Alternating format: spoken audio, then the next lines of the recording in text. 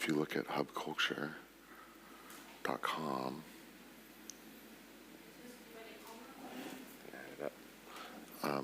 if you load that on your phone, go scroll up. Let's see. Let's go to the home page. Yeah.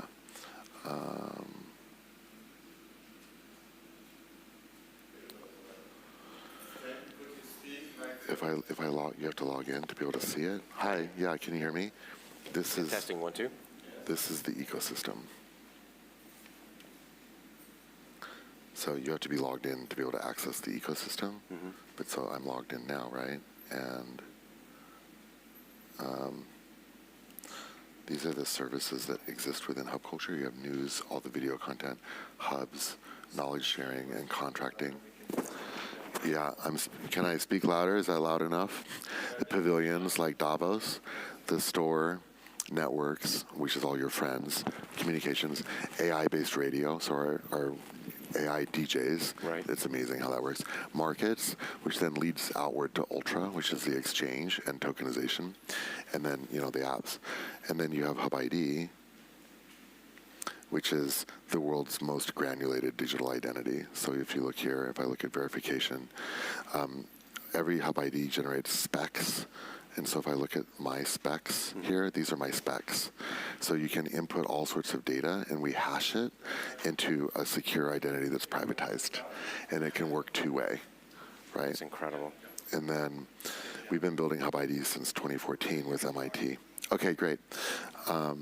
And this is the ecosystem. So you have Aqua, which is quarantine health, Coalition, which are local community currencies, and like coalitions. So if you want to work on, this is our effort towards solving problems of the commons. You can mint your own coin out of Coalition to work on a commons project. Okay. Gaia is our geolocated metaverse, so we're mapping the planet and then creating bubbles that you can buy for a digital value layer. I'm working a lot on digital value layers right now. How do you build digital value layers and enable people to cross through these layers as we merge physical and virtual? Emerald City is our first city. It's based in the Amazon, but it's virtual, but it's geolocated into the Amazon. And the plan is eventually to buy that land and build the world's first eco-city, like a health city for psychedelics. Hub Culture, social network, Hub ID, digital identity, auditing for transparency, Ultra, which is asset tokenization, Ultra art, Ultra real estate, tokenized art, tokenized real estate, and a private client crypto exchange. Ven.vc, which is the main digital currency that powers the network, and then VO2, which is Van Oxygen, which is a new oxygen coin that we launched to pay trees for making oxygen. It's kind of awesome.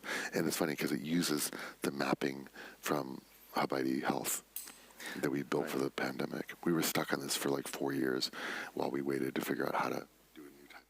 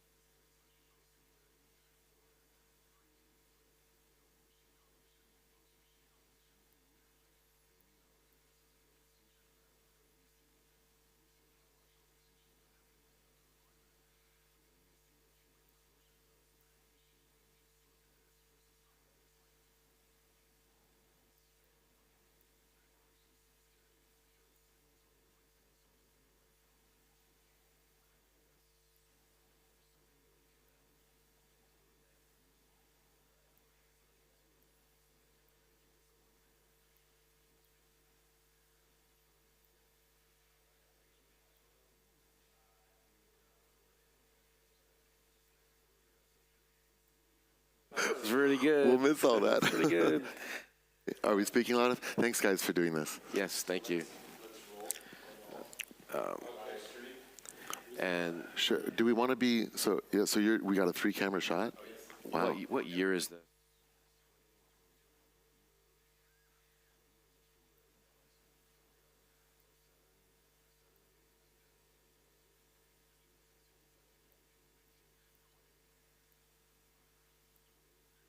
'15.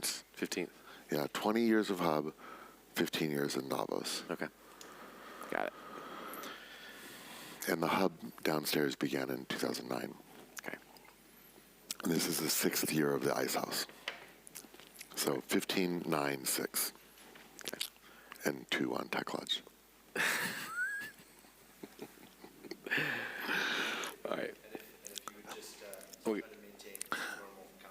Yep. So let's just cover the intro first. So you'll start off, and Yes. why don't you say, whatever you're going to say, and this is a collaboration between Hub Culture and you that's going to appear as a Davos episode from the Hub Culture Chronicles, which began at the Tech Lodge in 2020. That's all you really need to say from that. Armand will be able to cut the rest into our episode. Yep. From the Tech Lodge. Okay. All right. You guys ready? I'll give you a countdown. 1, 2, 3. Hi, I'm Rhett Power, and it's great to be here with Stan Stalnaker from Hub Culture. Now, this is a unique interview. We're live in Davos, Switzerland, at the World Economic Forum 2022. And Stan, what you've built at Hub Culture is absolutely phenomenal. We're here in the Tech Lodge and in this amazing, beautiful place. It's overlooking the mountain here. Just a beautiful setting here in May. This is usually done in January, and it's snow covered. Today we get to see the trees and the green.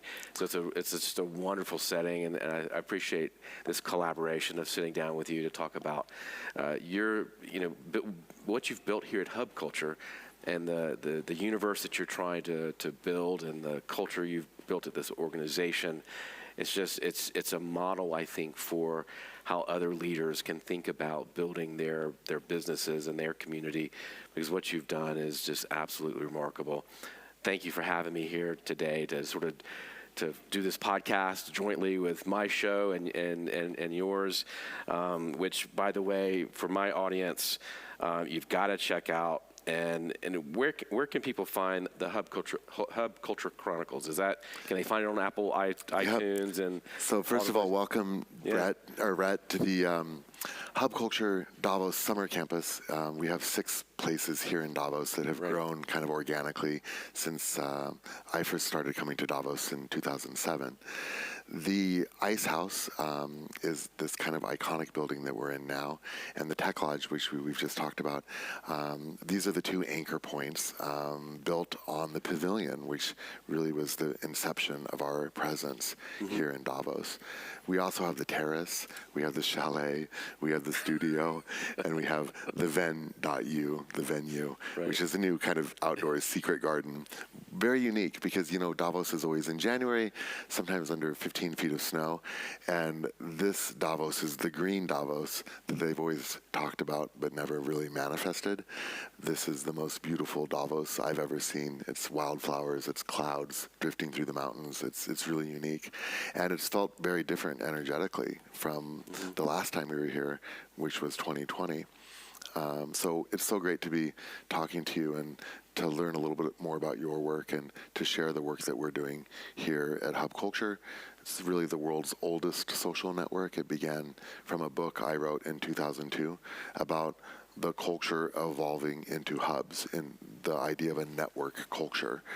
It was the first book to really look at that as a phenomenon beyond the old idea of like what an expat could be. And I wrote it because I was living in Hong Kong. I was working for Time Warner, and I was moving all across Asia Pacific, and I saw the emergence of a new type of culture. I was at the time writing for CNN. I had a column called Culture on Demand. Right. It was one of the first blogs. It was sort of before the word blog existed, but Right. Time and CNN, I worked at Fortune, but Time and CNN gave me the chance to write every weekend, and so I published every Saturday about whatever I was doing. And that turned into a book, and the book looked at this idea of a new culture, and what would a globalized culture looked like that was networked and highly personal, and different from this idea of, say, a corporate sponsor that sent you abroad to work in your limousine. What if you were 24 and you wanted to roam the world and to be a global citizen? What would that look like? And that's what hub culture was, and I was very lucky to be around some of the earliest people who were living that, and so I documented them in that book. And then we started this website, hubculture.com, 20 years ago. This is our 20th anniversary, and it became one of the first social networks, but always geared around a different model. I had been in advertising, and so I didn't want to sell advertising around the people that were in this network. It felt wrong to me. And so for a long time, I had to keep my day job, and we built this network. We built this city. Nice reference. We're not on rock and roll. We built this city on EDM.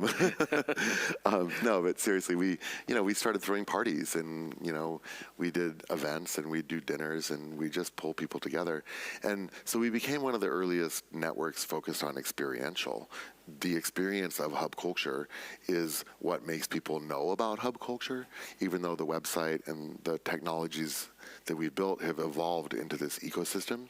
And over time, the mission and the application of the mission has evolved, but it's always been based on the same initial ideas. Like the very, very heart and inception of hub culture has been around a couple of key principles. But what's happened is that the growth of the ecosystem and the change of the world around us has helped us to, in a way, continue to evolve. And so we really think of ourselves now as the first prototype virtual state, and that's kind of our long-term ambition. How do you get people, what I'm fascinated by all this is how do you get people to understand this? And I think you understand what I mean. I think it's hard to grasp. The only way that I've found that works is to feel it. You can't understand it until you feel it, and to feel it, you have to experience it, which is why I don't worry about our numbers. I don't worry about how many members we have. I don't worry about how many page views we get. I don't care about any of that. The only thing I really care about is building authentic feeling. And so if we can do that, then I know that people understand. And my work, especially the last couple of years, has been internally and externally thinking about how the culture of the organization becomes the most important message point. That's so much of my work with my teams, and we have a very unique way of sourcing talent within our organization.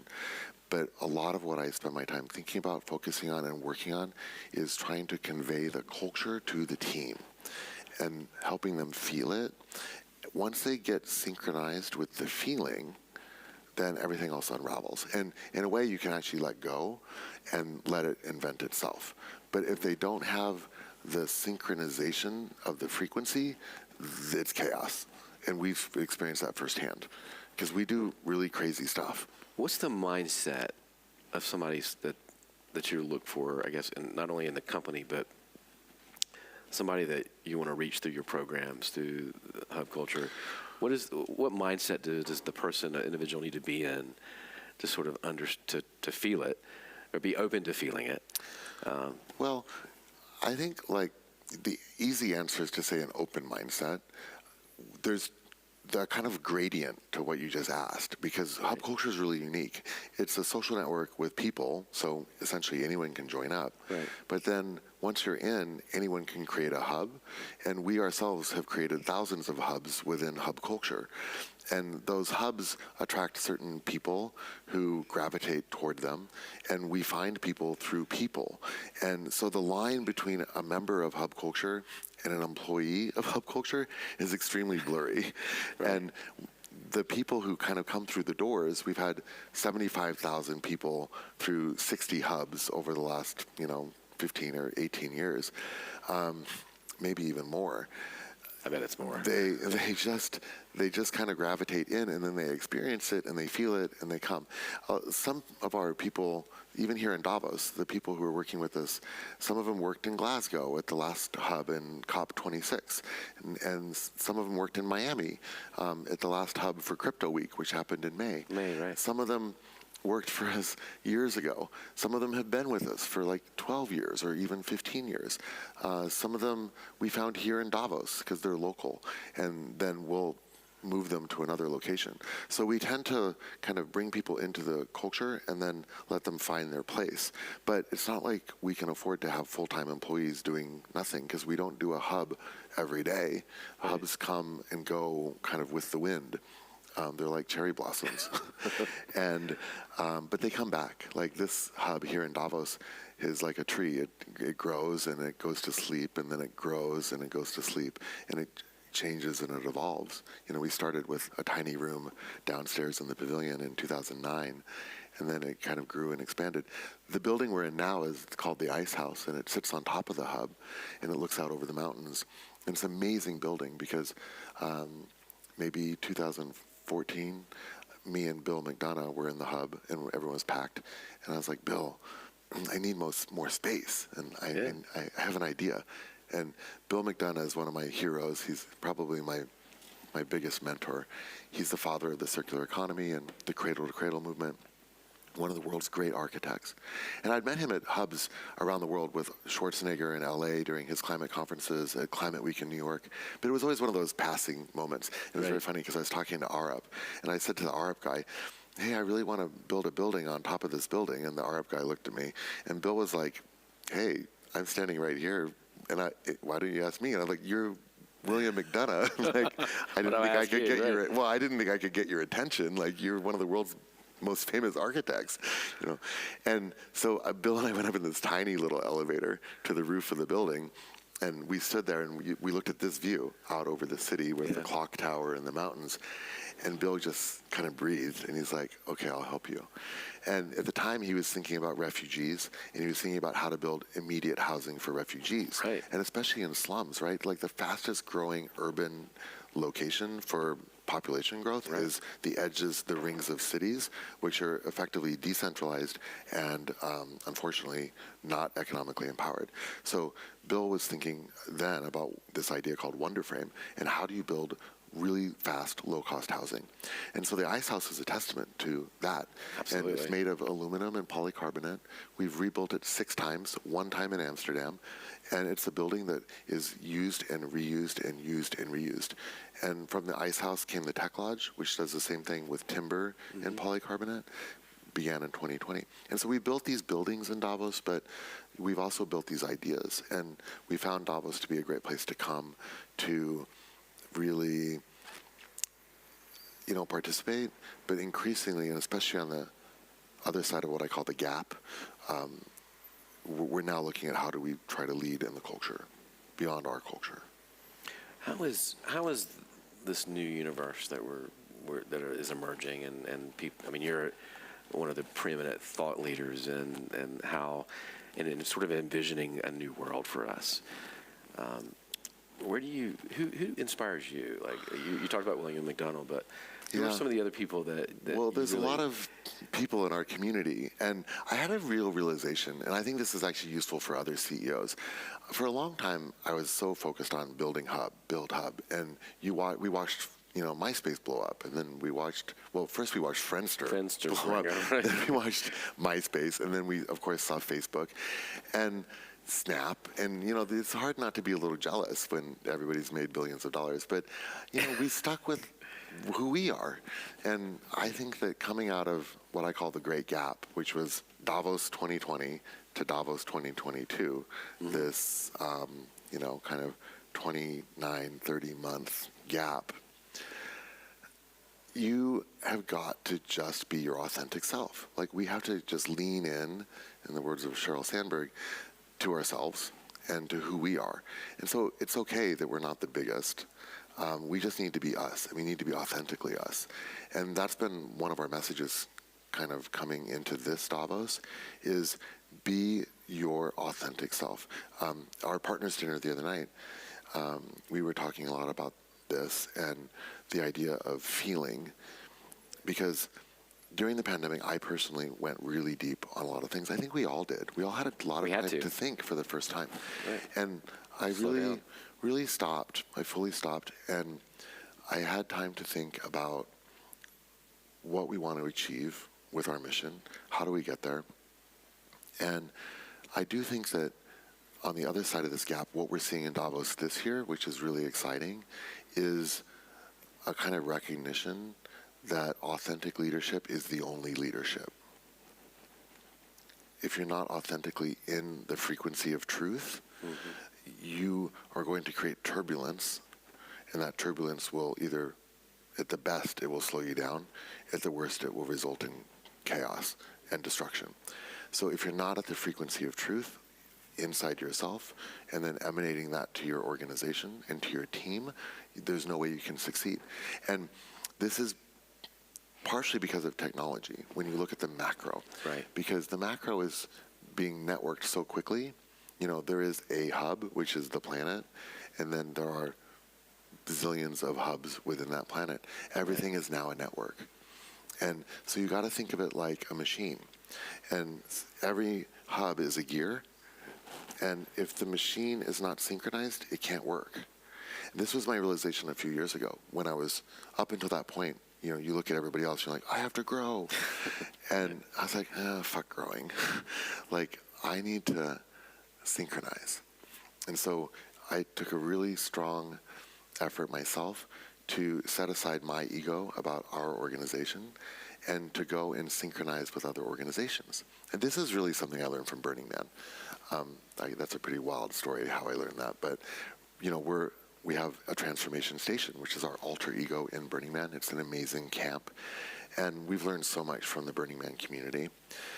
We've learned so much from the Davos community. I see them as antecedents. Yeah, like they're kind of polar opposites. Like we have Davos in January, and we have and then we have Burning Man in August. And they're kind of the same but different. Right. But then around it, you know, we have all these other things. We have CAN or UNGA. We have our innovation campus in the summer. We have our properties that we host guests in. Regardless, it's all just part of the community.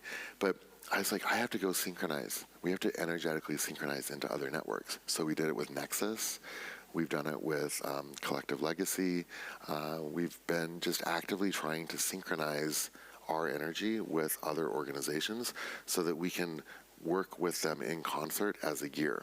And this is really about moving away from competition thinking toward collaboration thinking. How do you, I think that's fascinating, but how do you get in that state of synchronization or harmony, whatever you want to call it?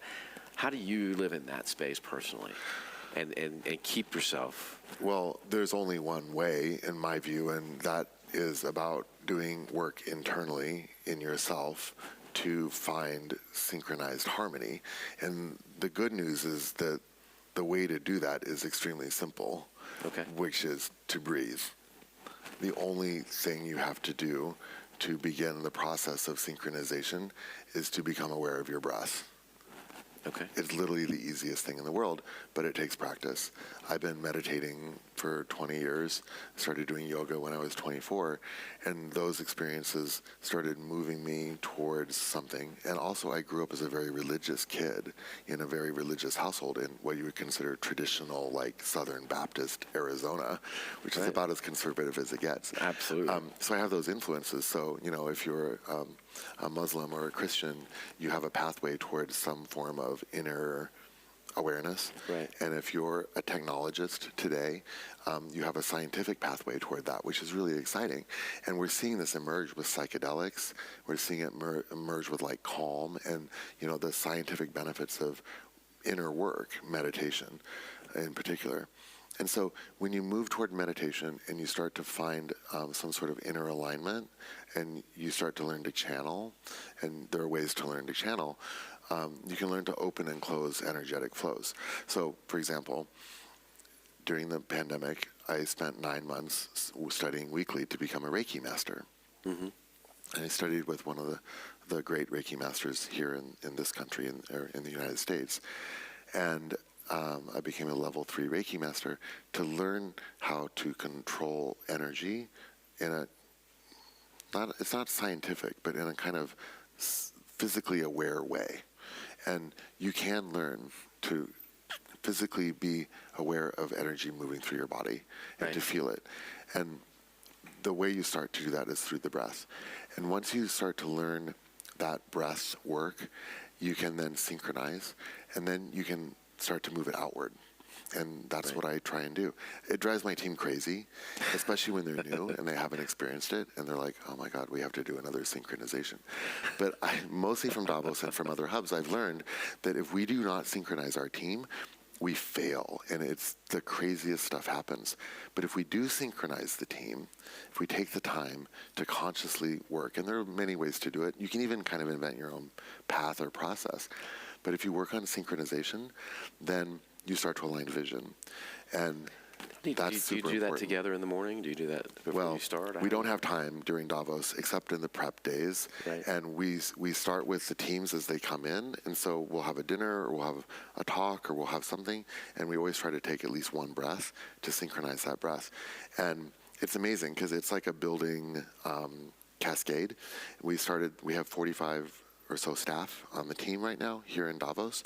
We have probably 100 clients that are our partners who have helped to create these buildings, MasterCard, Adecco, Polygon, many others. And then we have all the visitors, of which there are thousands. And we can't do it with all those visitors that are thousands, but we can do it with our staff.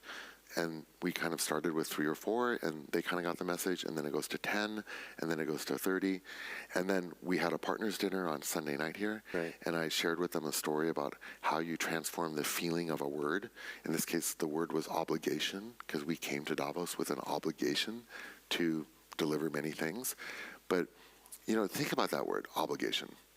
Feels kind of heavy. Kind of heavy. Yeah. It's kind of ugly. Yeah, it's like, God, I have this obligation to build a building. I have this obligation to perform for my client. So how do you change the feeling of that? How do you change the feeling for that to become something that you're excited about, to feel privilege? That, hey, I have an obligation, but I also have the privilege of being around all these people who have power, who can try to shift the world. I have the capability to be in a beautiful mountain town where I can just experience air. I have the opportunity to create from these obligations. I have the opportunity to build a team and to give them work that is hopefully satisfying. I mean, it's hard work. It nearly kills them. But you come out of it on the other side with a sense of accomplishment. I think that's the big difference between us and Davos and everybody else. Meta's next door, Palantir, and us. Okay, those are all multi-billion-dollar companies. We're a collection of people who come together with the idea of making the social network real. And we're so privileged to be here. Like, from a financial balance sheet standpoint, you could say we don't deserve to be here. But from a human standpoint, we're privileged to lead. So we're really, really happy. And I think that's the new leadership. That's the way that you can lead after the gap, because we're all coming back into some new form of reality. This year, I was coming in to Davos meditating on how do we show what new leadership feels like? Yeah. What is the feeling of new leadership? And if we can convey that feeling to others, we can actually then change what leadership is. Absolutely. I mean, that's a huge point. With everything that's going on in the world, how do you keep, you look at what happened yesterday in Texas, you look at the war in Ukraine, you look at the impending financial crisis. How do you stay? Don't manifest that. But no, also I don't want to manifest the it. The looming climate crisis, which is really the big one. That's absolutely. How do you keep yourself positive? Like, how do you? Because that's got to be work too. Listen, it's really difficult, but I think it depends on how deep you want to go on this. Go deep. That's why we're here.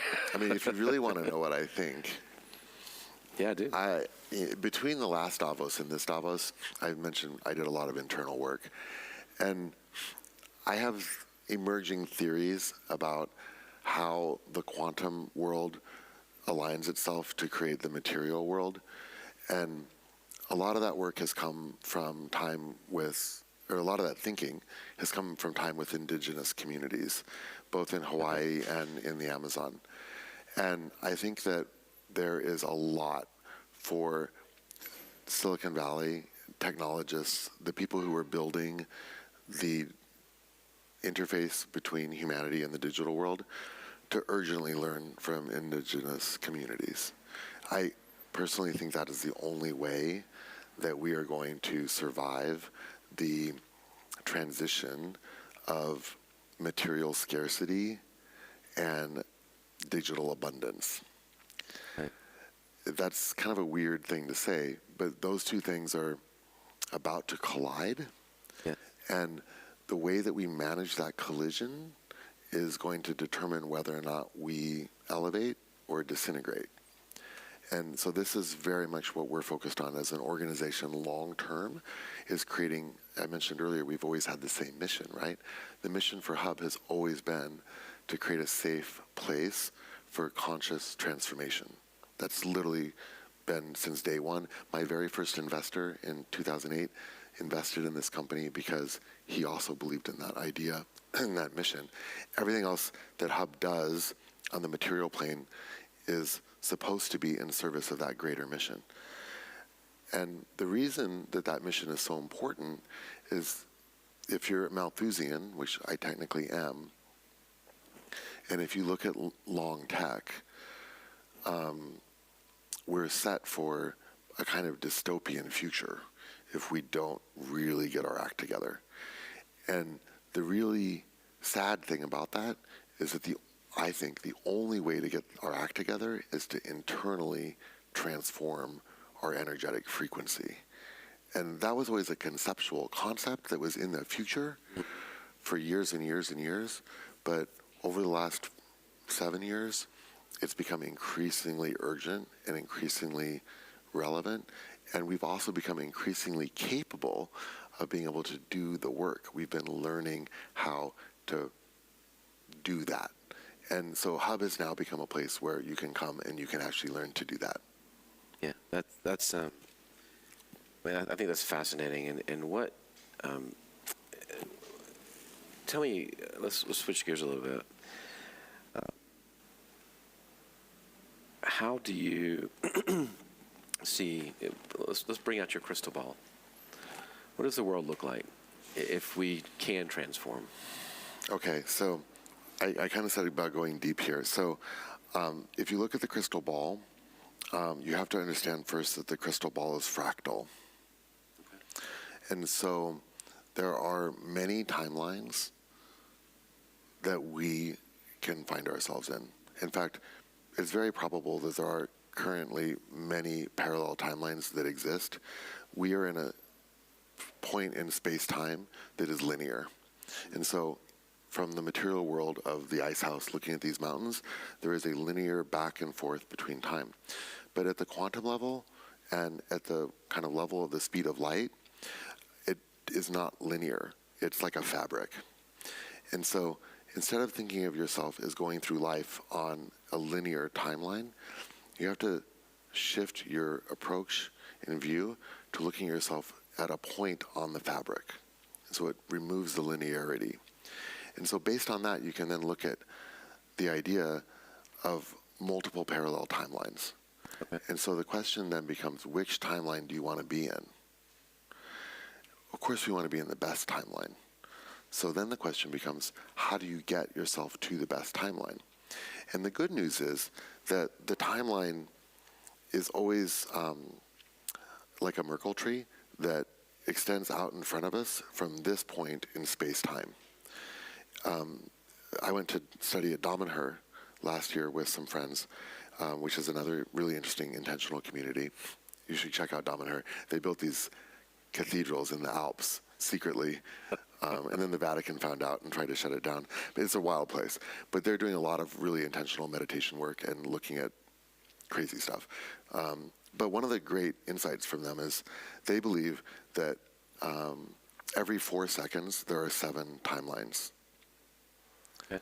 And so if you look at life like this, it's sort of a weird way of just saying, hey, make good decisions.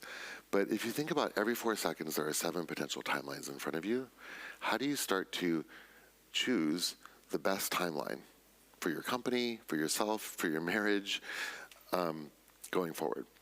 And so if that's dividing every 4 seconds, the only way you can actually get yourself to making the best timeline decision, because you can't do it intellectually, is to find your breath and to synchronize yourself into flow. And if you find yourself synchronizing into flow, you don't have to choose which timeline you're going into.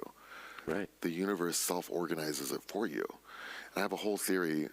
You can read it if you Google descendant theory. I wrote it after a very intense Burning Man session, where it combines singularity, simulation theory, and synchronicity into a holistic view.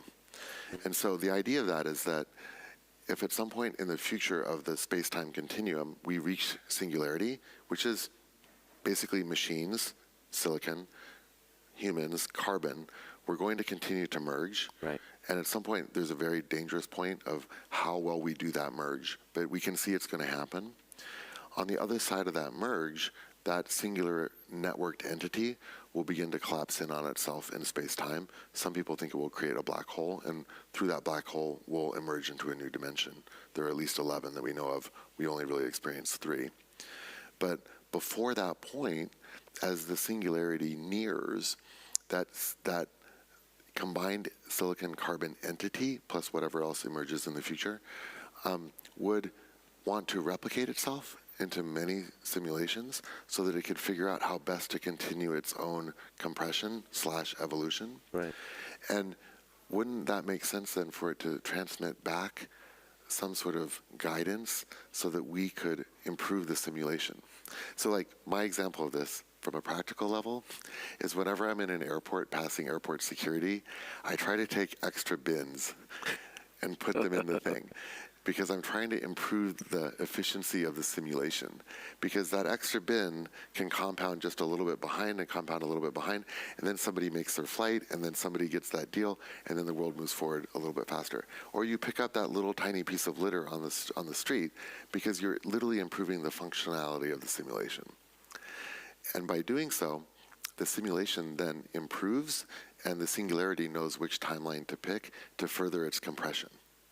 So you're literally serving God by picking up a piece of litter, right? I love that. And so that's kind of my theory of the world. And it comes back to this point about how do you find that?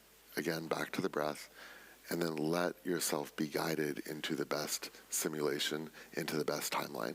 And the best timeline will then reveal miracles for you. And that's what we try to teach and practice and learn, because we're all experimenting. We're learning this ourselves. Right. It's all Every kind day. of a joke. It's all kind of a game. But if it's working, why not try to double down? Is there anything that scares you? Yeah, I mean, the reality of the situation, right? So the timeline that we're in now is probably toward human extinction. And we haven't even talked about the impending oxygen crisis. But Let's see, the dead oceans. well, there's a reason why there's an impending oxygen. So you got to understand that climate is the really big issue, but it's a massive adaptation level event. Behind climate is the looming oxygen crisis. Look at the oxygenproject.org if you want to learn more about that. But 80% of the oxygen that comes into the planet is generated from the oceans, and we're killing the oxygen production machine through the acidification of the oceans because of carbon. Right. So we have to figure out a long-term plan, because in 600 years, that's about the timeline, we will all be extinct. Not just any oxygen-breathing element on the planet is on a 600-year timeline toward extinction. So, okay, that's not bad for you or me, or even our kids or our grandkids, but it's really crazy. Well, and Now, that could be accelerated. So that's the. well, I mean, that's right. the feedback loops. But then that's not even counting the whole situation around just climate generally and carbon and the 1.5 degree. Beyond that, you have economic stress and you have geopolitical stress, and they compound. Let me ask you a political question then. I was in a fascinating conversation yesterday with leaders in energy, and there seemed to be a consensus that we had to, because of the world events, that we had to go back to fossil fuels in the short term, and that we had to make major investments in those fossil fuels to cover the shortfall from Russia. Right. And that was going to sort of slow down the push for green energy. Well, what's your feeling? So I think, unfortunately, that's likely to happen, and that's going to set us on a really bad timeline. Because we've never done that well. Well, we were already on a bad timeline, and we're making the timeline worse. On the other hand, Tom Butenbach at 8 Minute Energy, he has a solar company. He's scaling solar to zero. It'll cost zero. It's solar as a service. Eventually, you'll probably get paid. We're working on energetic tokenization, so what I call token energetics. 2023, we're going to be launching a number of tokenized assets in wind, solar, geothermal. Geothermal is a huge potential solution that we could tap into that's actually cheap and renewable and fantastic for the planet. We could take coal plants and repurpose them into geothermal and do a huge amount. But it's true, the gap is massive. There's a lot of people here talking about nuclear and going to micro-nuclear. That would solve it. I think it's problematic. We've come full circle on nuclear, haven't we? Which is I'm still not a fan of nuclear, but when you really look at the realistic issue, micro-nuclear might be an answer. But I really worry about, you look at Fukushima, and, having distributed micro-nuclear, it just scares the hell out of me. My great hope is fusion. I have some friends, and some of our investors are working in parallel on fusion and hydrogen. One would hope that that's going to have a difference. But for the next couple of years, it's not looking good. So we're going to have to accelerate. Carbon capture could help solve it.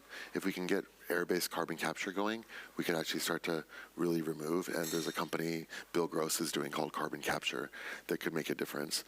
But in terms of that timeline, we also have economic stress because we just printed so much money. And we're obviously now seeing inflation, food insecurity. I actually kind of hope that DAOs are going to be able to accelerate their growth enough that we can solve some of these problems through collective action. And that's my great hope. I still believe that technology, properly applied with a conscious intent, can get us onto the right timeline. It's the only way I see of having a chance. I mean, it seems to me that that's the only way to look at it right now, is that's got to help solve that problem. Well, we have no choice, because nothing we have now is solving it. If you talk to climate people, they say there's enough solutions out there. Do you think as humans... Like blue halos. Do you think as humans that we have to have this... I was talking to somebody last night, and her view was that we're going to have to go through this period in the next 100 years of real struggle before we... I don't agree. Yeah, I was wondering what your thought... It's what timeline do you want to be on? If you want to be on a timeline of real struggle, you go to that timeline.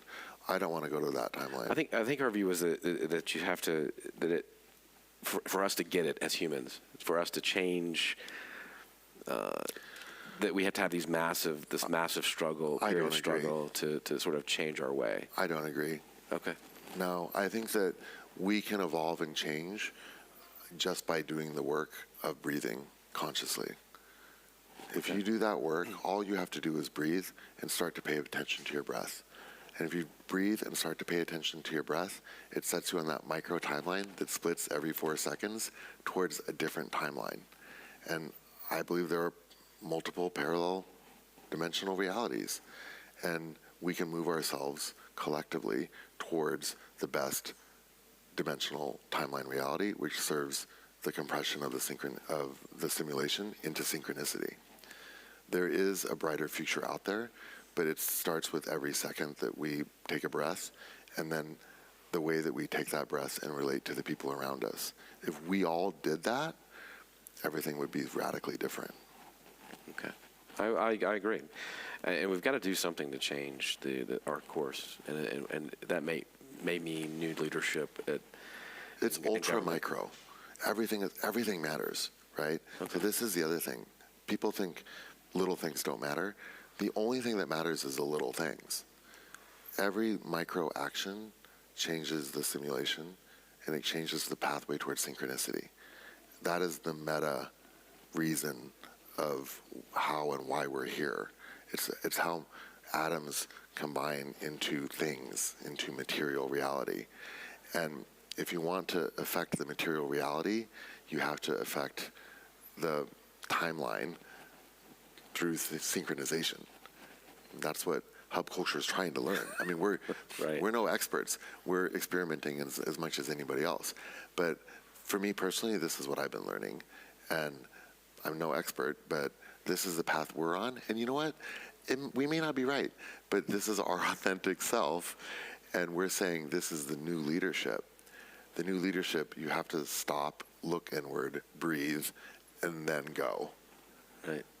Well, what I would say is, whether you're right or wrong, you're trying, and you're trying to set the world on a different course. And I think that's we need more leadership like that. So I know we have to wrap it up. We're running out of time, but I could sit here and talk to you all day because I think this stuff is fascinating. We should figure out a way to have more of these conversations. And we didn't even get into what the world's going to look like in terms of meta and AI, and I mean we got a lot to cover. But I really wanted today's focus to be on you and how you have grown as a leader and as a person, and how that reflects on what you do here. I think I'll end with something like, we're back in Davos, but the last Davos, I left Davos, and 3 days later, I went with Benki to live with the Ashaninka in the Amazon for a few weeks. And the reason I went was because we were working on Propel, which is our digital distributed voting system that comes with every hub. So if you open a hub, you get a free voting system with it.